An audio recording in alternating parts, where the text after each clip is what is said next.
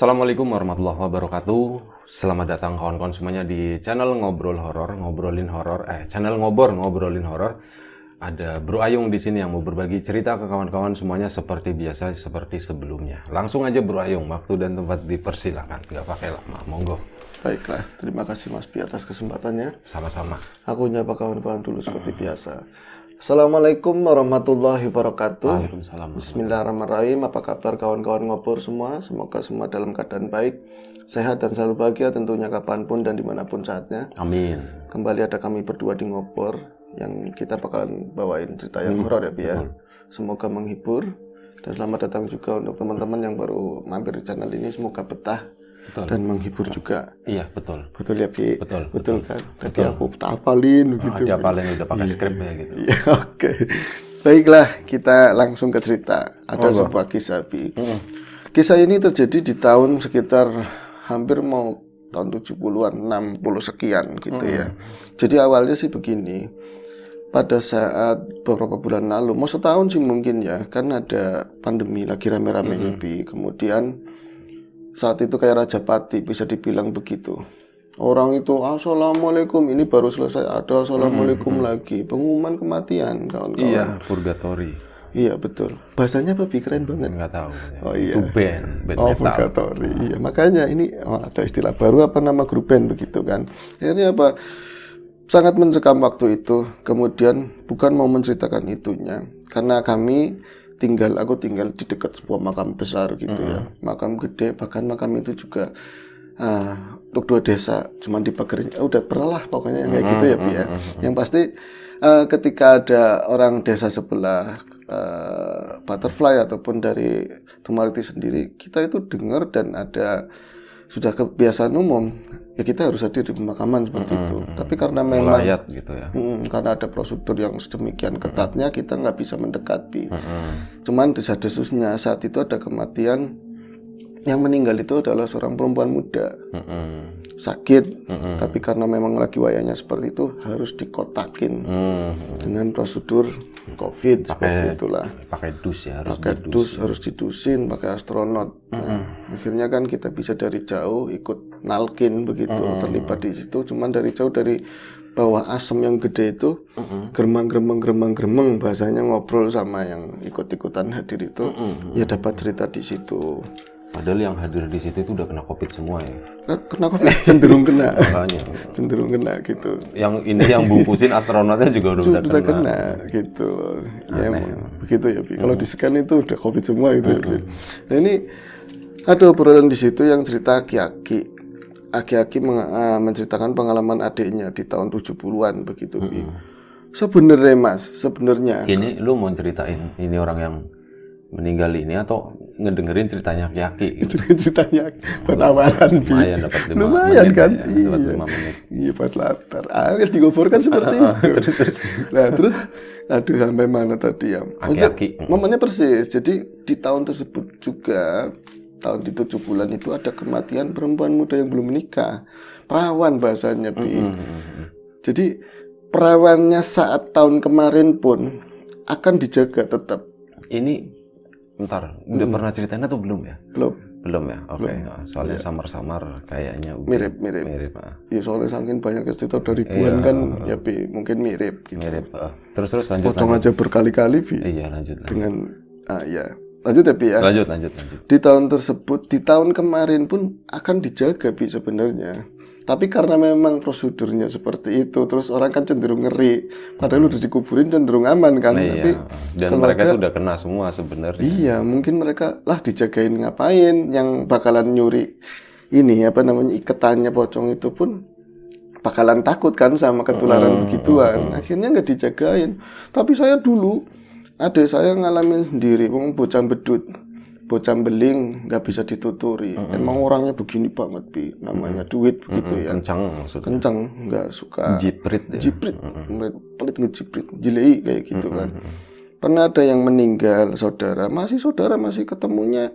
Ya kami sepupuan, namanya itu siapa ya yang enak ya? Anak orang dulu apa ya? Yati wis, Suryati, namanya Suryati itu meninggal. Tahu-tahu bocah itu kan kerja di Jakarta. Tahun itu di sini tuh warteg belum populer, baru 1-2 orang lah. Nah, dia itu memang kerja di Jakarta tapi mbabu, bahasanya mbabu, atau jadi pembantu lah ya di sana di rumah wong sugih katanya. Bukan di warteg, bukan. Bukan, di rumah orang kaya. Ya lumayan keluarganya keangkat, orang baik lah, bocah baik si Warsiti tersebut. Aku pernahnya manggilnya. Lah, yang begini tuh siapa? Entar. Oh, ntar itu beda orang lagi. Adanya tadi, aki-aki tadi yang iya, begitu. Itu masih saudara juga sama si Warsiti. Kemudian kan meninggal Bi. Sebelumnya sakit, tahu-tahu suwe ora balik Jakarta. Kadang-kadang aja kalau misalnya lebaran nggak pulang. Tapi itu kok tahu-tahu mendadak pulang bukan di hari lebaran. Di roto-roto, bahasanya itu di rame orang gitu ya. Aku ya waktu itu masih di sawah, tapi Din, kan saya putih namanya. Din, kok dulu mau balik? Itu saudaramu pulang, bening kayak kok seperti itu pulangnya. Maksudnya gimana? Warsiti, aduh Warsiti balik, pasti rokokku bakalan begini-begini kan ya. Ada asupan ini gizi. Kamu itu bocah sakit meriang, lah sampai lihat apa enggak? Lihat orang bawanya itu pakai mobil. Pakai mobil di dalamnya ada orang banyak, malah di pedang-pedang begitu. Akhirnya si ini Seputin itu lagi macul ngedibek lah bahasanya itu langsung dilemparin Racunnya lempar gitu sampai planet Pluto gitu. Langsung ke Merkurius gitu. Balik lagi sendiri. Dia yang meninggal akhirnya. Udah ceritanya segitu aja. Udah serem banget gitu ya. Iya, enggak begitu sih. Jangan bercanda. Kita enggak bercanda. Itu kan hiperbol, dilemparin padahal cuma digeletakin. Kita kan begitu di ngobrol. Aduh, jadi dibocorin dia setengah berlari. Angel berlari aja wes. Berlari ya. Dia berlari nembus hutan belantara segala macam. Lebaynya segitu lagi. Sampai gurun pasir, sampai naik kapal laut gitu. Naik kapal laut, gurun lembah dilewatin semua. Yang enggak paling dekat orang masih sawahnya juga dekat-dekat rumah. Soal apa mak? Ke istrinya. Lah itu saudaramu itu nyampe ke situ mobil masih ada memang. Orang masih banyak tapi udah dekat sama rumahnya Warsiti itu. Udah di pedang begini, dirangkul lah begitu Bi. Itu sampai si kaki aja keseret begitu. Berarti meriang parah, benar-benar parah.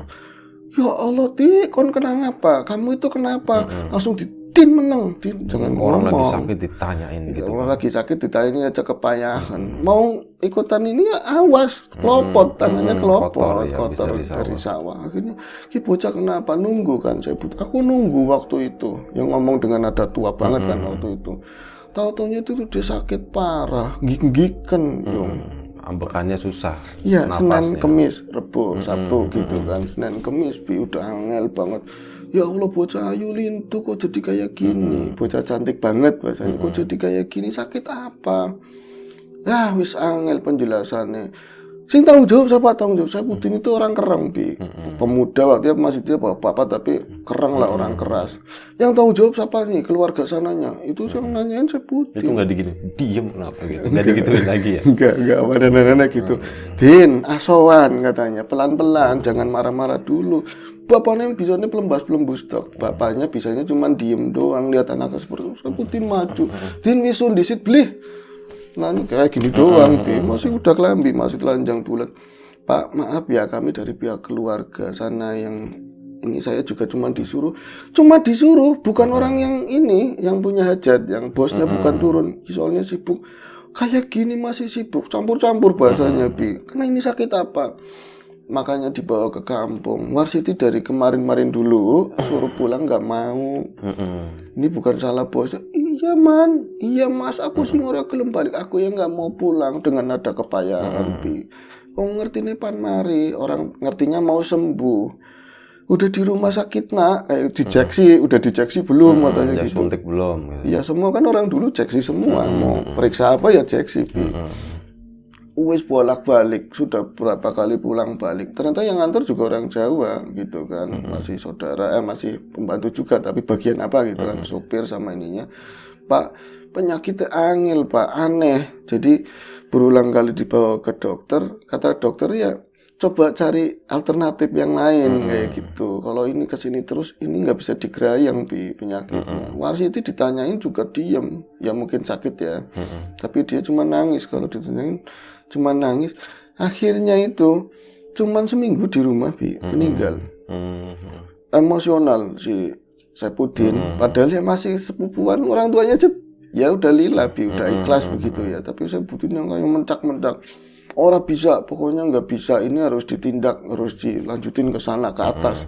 Bila perlu laporan sama pihak yang berwenang kayak gitu. Tetap aja bersuara dok, tetap aja tahlilannya diem, itu mah di pas di belakang, ya kan di sawah di mana ngomong kayak gitu. Cuman asem bangsa, cuman kayak gitu kan. Ini akhirnya pada saat pemakaman tersebut seperti layaknya haknya orang yang meninggal harus di upacaranya kan seperti itu, dimandikan, dikafani dan lain-lain. Kemudian sebelum itu kan memang ada yang ditunggu. Sebelum prosesi itu ada yang ditunggu, kerabatnya satu lagi, adik, tapi ya usianya pas di bawahnya itu, umur 17-an. Akhirnya diteletakin sih Bi, sebelum dimandikan itu ada kasur, ditaruh di kasur. Kasur itu taruh di bangsal yang kecil lah. Nah, bawahnya dikasihin itu ya. Mangkok-mangkok air biar nggak ada semut. Biar nggak ada semut.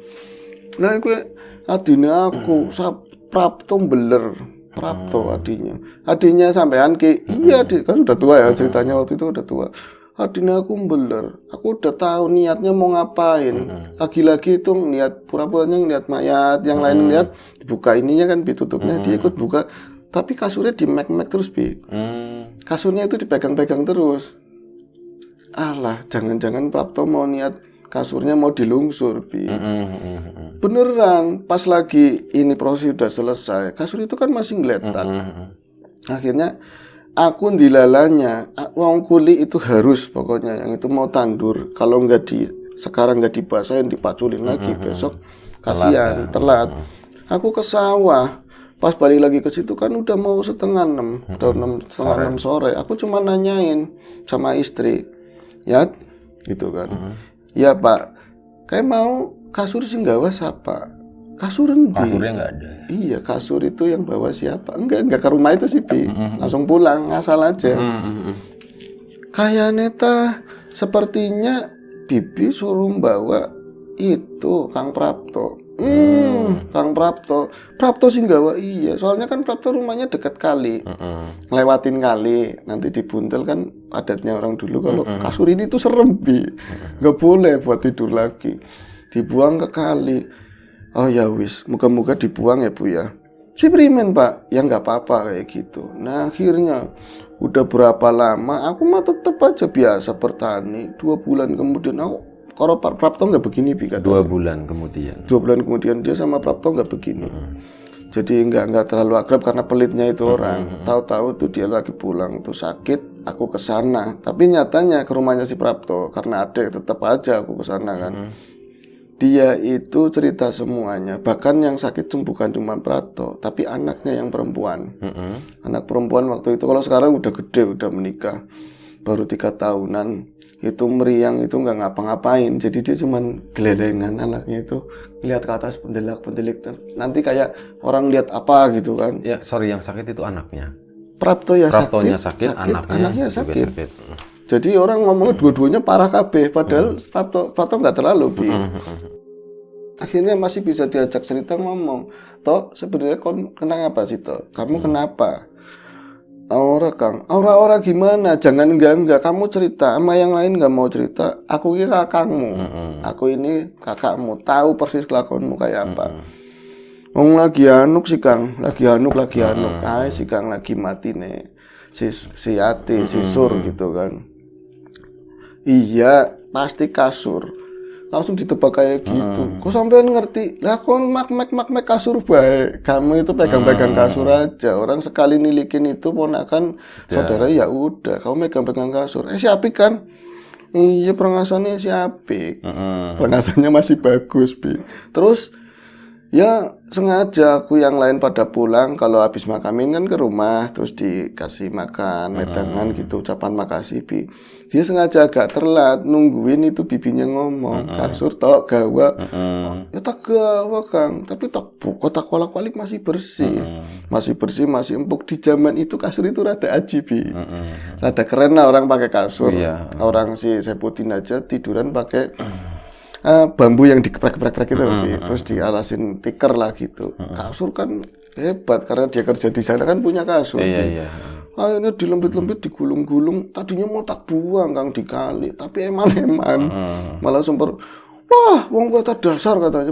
Istrinya ikut ngomong. Aku wis ngomong Kang, tapi ngeyel bae katanya. Jangan dibawa pulang ke rumah. Eman-eman, Mak. Eman-eman sama istrinya ngomong itu. Masih apik kayak gini. Tapi ada yang aneh memang Kang waktu itu. Aku tuh lihat bener-bener kasur itu kecil yang ukuran segini lebih, tapi panjang gitu kan, 2 meteran mungkin. Terus masih empuk banget sayang. Aku lagi mau ngelempit itu tak kolak-balik begini Kang. Persis sama sekali. Bener-bener kayak kasur. Ya bukan baru sih tapi masih bagus. Gak ditempatin mungkin ya sebelumnya. Benar, Bi. Gak ditempatin Karena jarang. Yatinya kan di Jakarta. Benar-benar jarang. Masih terawat banget. Pas tak buka nang omah, iki kasur kan mau tak buang ke kali. Ada jembatan, Bi, mau dibuang di situ. Lah, eman-eman. Jalan lagi sampai dekat rumah, ada yang buat ke ini helikopter, orang poker gitu ya. Udah turun naik lagi. Itu pas naik kok aku kasur tambah berat, dibopong bundel kan cuma begini doang. Istrinya malah udah jalan duluan bawa nasi itu berkat itu, Bi. Kok kasur tambah berat ya? Apa perasaanku aja? Pas dibuka di rumah ada noda darah, Bi. Tadinya nggak ada sama sekali. Jadi pas di tengah kan diukur iki, ini kepala, ini bagian kayak kemaluan atau bagian di pas pembuangannya itu ada noda darah. Ada darah banyak toh. Secuil Kang, secuil apa banyak? Lumayan Kang. Berubah lagi ditanyain kan, tapi tak bersihin bisa kayak gitu. Oh, pantesan anak tambalane kata istrinya, di bagian itu ditambal pakai bujur. Pakai bujur ya. Bujur itu kain perca ya. Dijahit begini katanya sobek. Sebenarnya sobek ora, Pak? Ora sobek, mana bekas getih ya, orang meriang, orang meriang. Enggak, rarai muta kayak gitu. Terus primen. Iya. Luru penyakit, Dok. Ya ora primen. Sehingga menjelai Kang, istrinya habis itu dia berangkat ke Jakarta, Bi. Jadi belum ditempat-tempatin acan si kasur. Kasur emang itu ditempatin di kamar yang kosong. Sedianya besok buat anaknya agak gede, tidurnya biar dipisah, Bi. Ya wong bocah. Habis itu dia malamnya sama sekali belum duduk di kasur itu sama sekali. Tapi aku sama bocah yang awas ya, bocah cilik perempuan awas itu ngomong, "Bapak pulang bawa siapa, sama siapa?" katanya, lagi bawa kasur itu. Aku mah udah marah, nggak mikirin anak ngomong apa. Bisa nanti kau balik, kenapa dibawa pulang situ kasur, Pak? Ya Allah, eman Mas, apik. Aku nggak mau tidur di situ. Kono reglemi aku. Kamu nggak mau tidur, aku yang tidur di situ. Mati urusannya beda. Ini Mas sayang, mubadir kayak gitu, Bi. Bocahnya ngomong, "Bapak tadi masuk sama siapa?" Lah kau siapa gitu. Nah sorenya itu ikut berangkat ke Jakarta, Bi. Ada pekerjaan proyek. Kayak gitu loh. Ada pekerjaan proyek. Dia tuh nggak ada kabar apa-apa kan. Tapi di rumah yang ngalamin istri sama anaknya itu. Terutama anaknya, Bi. Kasurnya ditinggal di situ. Nah kita tinggalkan dulu cerita yang di sini. Ternyata di warga setempat si tadi siapa ya? Suryati apa namanya? Iya yang meninggal. Yang meninggal itu. Konon katanya perempuan itu ada yang suka di sana, Bi, di tempat kerja, cuman ditolak mentah-mentah, mentahan gitu ya, ditolak mentahan. Akhirnya apa ada yang benci itu kayak semacam disantet begitu meninggalnya. Tapi itu kan cuman kabar-kabar angin, karena memang dokter juga susah. Ini di apa ya penyakitnya itu susah. Kalau kelihatannya itu seperti biasa, tapi tambah kurus, sering muntah getih, muntah darah seperti itu, Bi. Pada saat meninggal malamnya itu setiap rumah di samping-sampingnya itu sering ngerasa diketuk, Bi. Jadi yang pernahnya Kakang terutama saudara semua. Ya. Saudara semua. Orang-orang dulu kan saudara rumahnya dekat-dekat. Rumah kuna masih banyak pakai kayu. Itu kan gemblandang banget ya, nggak ada sound system, nggak ada bunyi tol. Kalau malam bener-bener cuman suara alam doang. Senyap ya. Tok tuh keras. Belum ada listrik tahun iya, itu suaranya kayak gitu, Bi. Ngetok-ngetok. Orang aja udah nebak. Orang dulu kan lebih ke ini, Bi. Maksudnya meninggal janggal, takutnya jadi setan, udah begitu pikirannya. Iya, setan pokoknya. Iya, jadi setan, pasti. Jadi akhirnya habis maghrib aja biasanya bocah ngaji itu libur. Nyampe ustadznya itu, kayak bocah wis nggak ada yang ngaji, gitu. Nyamperin ke rumah-rumah habis maghrib, paling disitet kayak gitu. Takut, bocah pada takut. Jangan takut sama yang kayak gituan. Orang-orang, ya. Oke, sebentar. Jangan takut sama yang gitu-gituan, kata Pak Ustadznya. Bocil itu kan, enggak jangan takut sama yang kayak gitu. Namanya anak kecil, mau diomong kayak apa ya tetap aja. Orang tuanya yang, Pak ngalahin diantar ya kenapa? Ngalahin diantar. Orang tua, aku aja takut katanya begitu. Sampai belum ngerti sih, Dad. Ngerti apa? Ngacak wis, besok-besok kali gilirannya sampean kayak gitu. Apa? Nanti aja wis kayak gitu. Tapi ya nggak diceritain di saat itu. Tapi mereka itu, kata tadi ya Saipuddin ya, Ki Saipuddin lah. Tetangga-tetangga itu pada diketok-ketok, terutama itu saudara. Yang mampu saudara lah, yang pernah saudara. Itu kayak gitu, keras. Kalau yang pernah nyakang, Kang, nggak ada salam, Bi. Yang jelas cuman Kang. Tapi koyo jero mana, aduh, suaranya aduh. Tapi ntar deket, kayak ke bawah angin balik lagi. Suaranya kayak gitu, udah paham di rumah itu Suryati, siapa lagi itu pasti Suryati. Aja, karena kadang-kadang kalau suaminya orang beranian, Kang aja Kang, kom lebu. Mau ngintip dari mana? Kaca jarang Bi waktu itu. Masih kayu, masih geribik. Kadang geribik diintip begini, iya ada yang lihat Bi, sosoknya ya itu. Sosok tapi pakaiannya putih kayak gitu loh. Itu bener-bener yang aneh kan ngedok tapi dia diem aja ngejengkel kayak gini Bi. Enggak pocongan gitu ya. Belum masih hari pertama kedua sih Bi kayak gitu. Cuman kayak gitu dong, tapi suara tak tok. Kang mesti ngintip gantian gitu sama suaminya. Suaminya ngintip gak ada Bi. Jadi yang lihat cuma satu. Iya, salah satu anggota keluarga. Nanti kuruh senengnya medin-medin nih bohong, senengnya nakut-nakutin. Anaknya gantian, iya Pak, itu ada Pak. Sambil ngetok-ngetok lagi, Kang buka. Apa yang buka baik, apa tak buka baik aja kayak gitu. Nanti pas diintipin lagi sama istrinya, itu sosok itu jalan, tapi nggak langkah sama sekali. Ser gitu ya. Ser. Pakai skateboard ya. Nah, pakai skateboard. Kalau nggak skuter, cuma skuter ada pegangannya ya, itu nggak ada. Jadi sana ke kebun. Kira nambah-nambahi ya Yung, katanya nggak nambah-nambahi. Saat dia jalan itu, gemien dulu itu lampu tempel yang di depan aja jarang nyala. Belum ada listrik. Iya. Ya, kalaupun nyala itu kelihatan pendaran sedikit, wit-witan, wit nangka itu, godongnya pada tiba, pada jatuh kayak gitu. Saat dia jalan itu kayak beak deh lebih, kayak dikasih jalan angin yang pas. Angin. Iya kayak di film-film itu lebih. Jalan masuk kebun dan makin hilang. Ntar kalau udah tinggal sedikit, jep, kayak gitu. Loh, medeni banget. Aku sengaja nyimpen. Sampai didatangin bro. Ya iyalah pati-pati cerita aku didatangin katanya. Si kakek Udin itu. Aku didatangin. Lah kuwi si Miki yang mau keluarkan aku. Oh, sampai tahu buruan. Oh, jangankan kayak gitu katanya. Asli apa orang gitu gitu. Ngeprus jangan-jangan. Tapi sampai datangi Mas, sumpah Mas. Malah aku ada suara cuman Kang, tapi ada suara lagi jaluk banyu Bi. Minta Kang, air. jaluk banyu, minta airnya Kang. Aus. Pakainya kayak gitu. Aku nggak lihat bojo sing weruh. Istri yang lihat. Ya lagi-lagi di bibikan itu diintip. Kang, kuwe marah nining dewek. Aja metu. Nanti ya kayak gitu nggak nakal Bi. Ya itu udah nakal banget sih ya. Ya maksudnya kayak gitu, tapi kalau dicuekin udah. Gitu. Udah gitu kan. Nanti saudara yang lain kayak gitu Bi. Jadi neror itu 3 hari beda. 3 hari udah ada kayak giniannya Bi. Udah ada pocongannya. Nah ada pocongannya kayak gitu kan, yang lain waktu itu karena memang perawan dan ditungguin. Itu nggak ada yang hadir Bi. Jadi nggak ada yang nungguin. Cuman keluarga itu, cuman bapak katanya saking dia itu nggak berani karena ini putrinya, ditungguin dia sendirian. Tapi anehnya bapak di kuburan bapaknya si Surati nggak ada kelihatan apa-apa Bi. Biasa aja, dia bukan orang berani juga, tapi nggak. Ketika tangga-tangga itu ngomong ya desas-desus di warung, ngomong kalau putrinya itu datengin saudara, dia malah marah Bi. Gimana kayak gitu, orang aku di kuburan wutuh, nggak ada apa-apa. Kayak bojone istrinya ngomong, sampean turun neng, sampai kalau nungguin tidur. Ya kalau tidur nggak tidur primen nong, siang aja di sawah katanya. Iya berarti tidur mungkin ya Bi ya. Akhirnya 1-2 orang ditetangin seperti itu. Ternyata itu pun dia itu kalau sekitar jam lingsir lah jam 12 lebih, mungkin malam. Habis jelajah ke tetangga malam, itu. Dia itu tidurnya di tempatnya Prapto.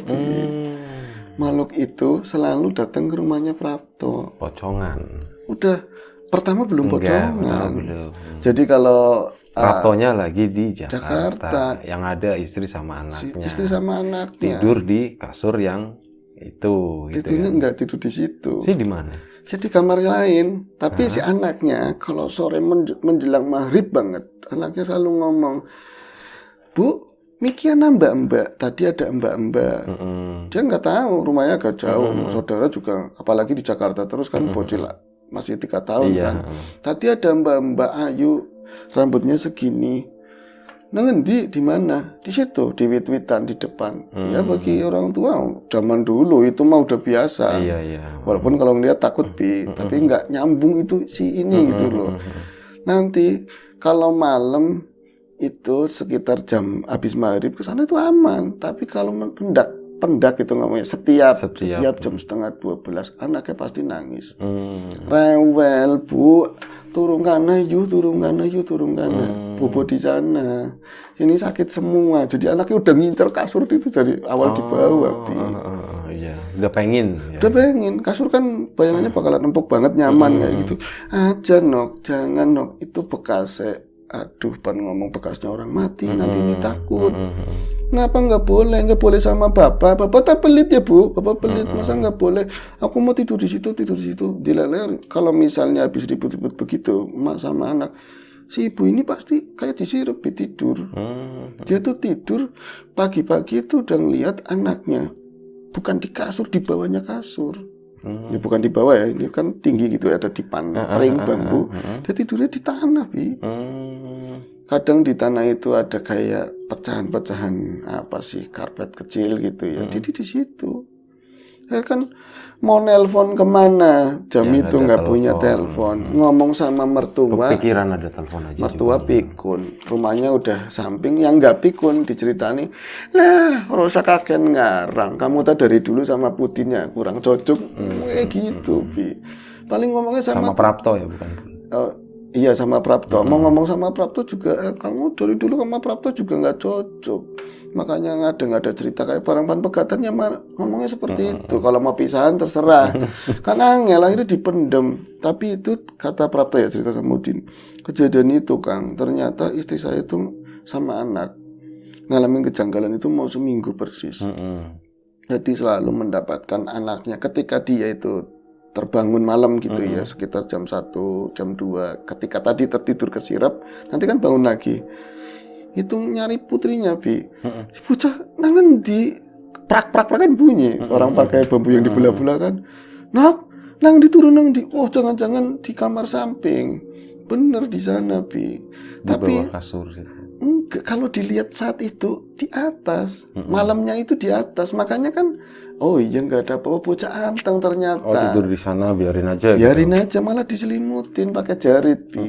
Tapi pagi-pagi nemunya udah di bawah lagi. Nanti bocahnya yang angel itu nggak cerita sama sekali ngelihat apa enggak, kecuali pas hari ke-7-nya meninggalnya itu, Bi. Jadi bocah diliatin makan doyan, minum apa aja doyan, teh ya paling nggak dulu kan. Tapi kok makin lesu, makin kayak bocah sakit, tapi kayak nggak dirasa, Bi. Cinggang-cingging gitu loh. Sampai hari ke-7 itu mau bangun aja tretean begini. Nok, kamu lara, kamu sakit. Orang nggak bisa ngomong orang, Bi. Nggak bisa ngomong enggak, cuman gede-gede. Ini bocah sakit, akhirnya dilarak orang tuanya si Prapto. Maki bocah kenapa tolong ke sini? Emaknya yang masih belum pikun, kalau bapak mertuanya udah pikun. Dih. Kayak bocah meriang, kayak kesawanan. Ini kesawanan, kenang sawan.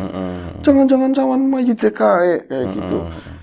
Kasurnya anyar tuh. Gue gawang rumah baik. Allahu Akbar. Kasurnya baru ngeliat di situ, senengnya tidurnya di situ, mah. Kayak aku, kayak gitu bisa pilih kasur sekarang. Gak ngomong-ngomong sama ma, wong tua wadon malah dikongkon turunin. Malah disuruh tidur di tempat keras kayak gitu. Malah irinya sama kasur. Gawa bae mama nama.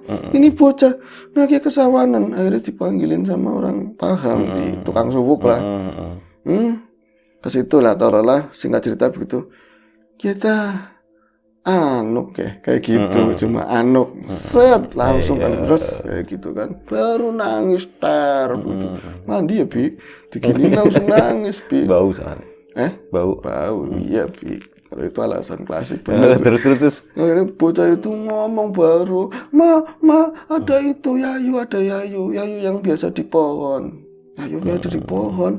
Wale dewek bocah takoni nok. Yayunya seperti ini, rambutnya panjang sama tukang suwuk tadi ini. Rambutnya panjang kayak gini. Iya.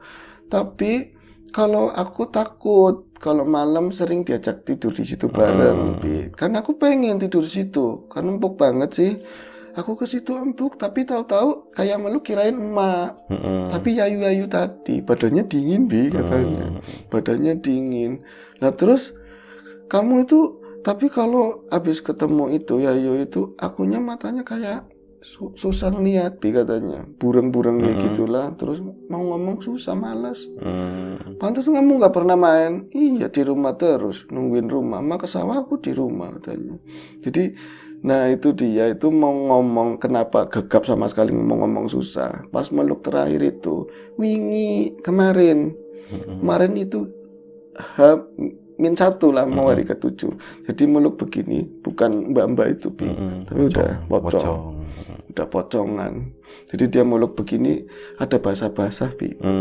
Ada basah-basah di punggung begini. Ada basah-basah begini. Mak kenapa sih mak kayak gitu? Mak kenapa? Dan ini telas, kok telas punggungnya kok telas?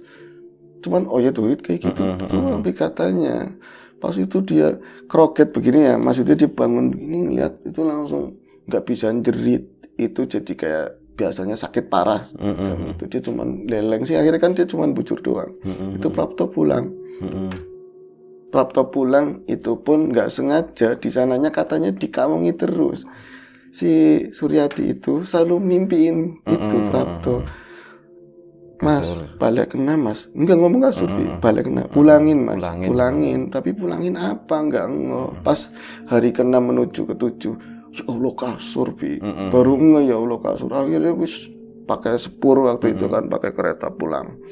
Pulang ke situ, nyampe rumah itu jadi meriangnya. Jadi meriang mungkin sih karena kerja masuk angin gitu, capek. Pas udah denger cerita kayak gitu, akhirnya si kasur kan langsung dilempiti. Buka.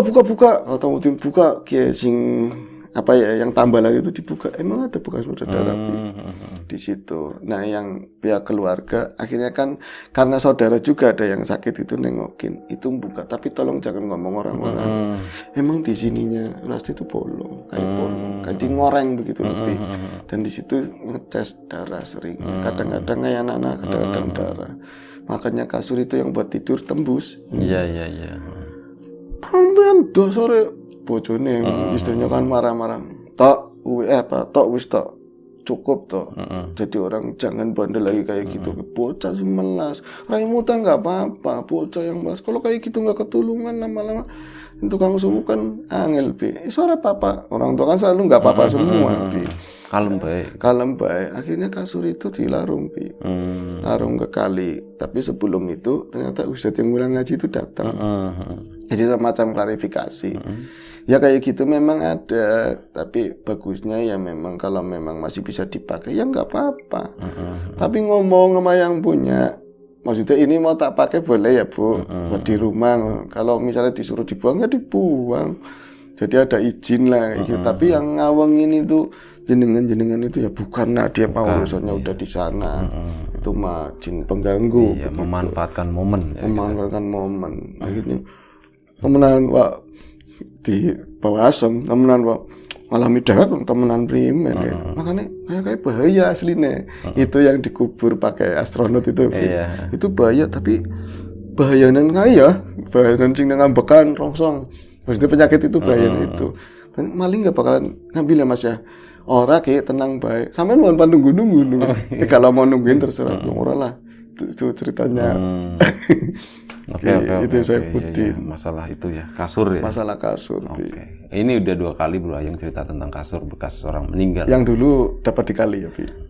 Iya, pokoknya yang nemu di kali yang diangkat. Ketemunya sama orang pelit juga, Bi. Iya benar. Orang pelit juga. Oke, terima kasih Bro Ayung, terima kasih kawan-kawan semuanya di rumah. Semoga cerita ini tetap bisa menghibur kawan-kawan semuanya. Mohon maaf kalau misalnya ada sesuatu yang nggak berkenan di mata, di hati, di telinga kawan-kawan semuanya, mohon dimaafkan. Doa terbaik untuk kita semua dan kawan-kawan di rumah, semoga dimudahkan dalam segala sesuatu dan kita selalu dijaga gitu ya. Terima kasih, sampai jumpa di Ngobrol Horor episode selanjutnya. Jaga kesehatan kawan-kawan semuanya. Assalamualaikum warahmatullahi wabarakatuh. Wabarakatuh.